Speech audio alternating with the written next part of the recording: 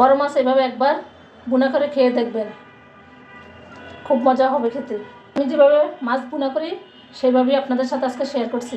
আসসালামু আলাইকুম, welcome to my channel. প্রথমে আমি এখন মাছগুলোকে এভাবে ভালো করে ধুয়ে পরিষ্কার করে নিয়েছি। এখন এখানে আমি আগে লবণ দিয়ে মাছগুলা আগে মেখে নিব, লবণ মরিচ দিয়ে।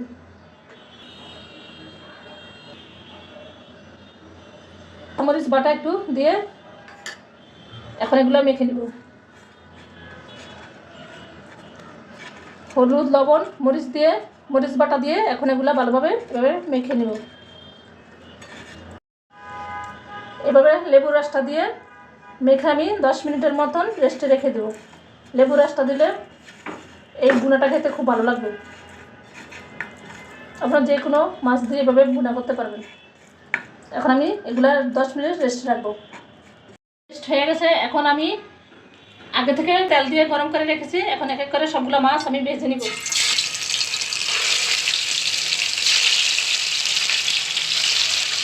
আমি উল্টে নিব।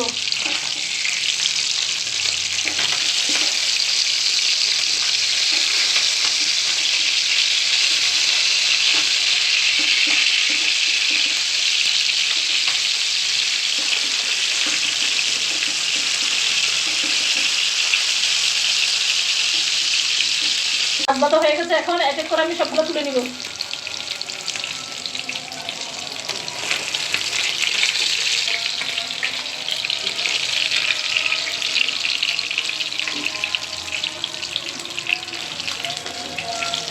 আমার মাছ ভাজা হয়ে গেছে।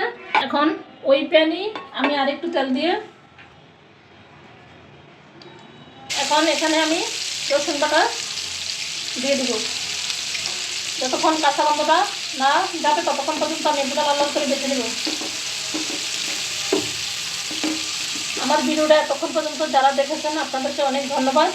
ইউটিউব চ্যানেল থেকে দেখে থাকলে সাবস্ক্রাইব করে আমার ভিডিও কন্টিনিউ করে নেবেন। আর ফেসবুক পেজ থেকে দেখে থাকলে ফলো দিয়ে আমার সাথে থাকবেন সবসময়। এবার ভালোভাবে সবগুলো আমি বেজে নেব। তাহলে বেজে নিয়েছি রসুন আর পেঁয়াজ। এখন আমি একটা টমেটো কেটে দিয়েছি। এখন এক এক করে আমি সবগুলা মশলা দিয়ে দেব। স্বাদ মতন লবণ, 1 চামচ হলুদ গুঁড়া, 1 চামচ মরিচের গুঁড়া, 1/2 চামচ জিরার গুঁড়া, 1 চামচ ধনিয়ার গুঁড়া। এখন এগুলা সবগুলো একসাথে মিশিয়ে কষিয়ে নিব। একটু পানি দিয়ে মশলাটা কষিয়ে নিব। মশলা কষানো হয়ে গেছে। এখন আমি সবগুলো মাছ এখন দিয়ে দিব। এখন একটু পানি দিয়ে দিব, দিয়ে দেব। ভুনা হয়ে গেছে। এখন পরিবেশন করে দেখাবো। আমার মাছ ভুনা হয়ে গেছে। আমি যেভাবে মাছ ভুনা করেছি আপনারা আমার মতন এভাবে একবার ট্রাই করে ভাতের সাথে খেয়ে দেখবেন, খুব ভীষণ মজা লাগে। আপনারা একবার এভাবে ট্রাই করে দেখবেন। আমার রেসিপি এতক্ষণ পর্যন্ত যারা আমার সাথে থেকে দেখেছেন আপনাদেরকে আমার অসংখ্য ধন্যবাদ। সবাই ভালো থাকেন, সুস্থ থাকেন। আল্লাহ হাফেজ।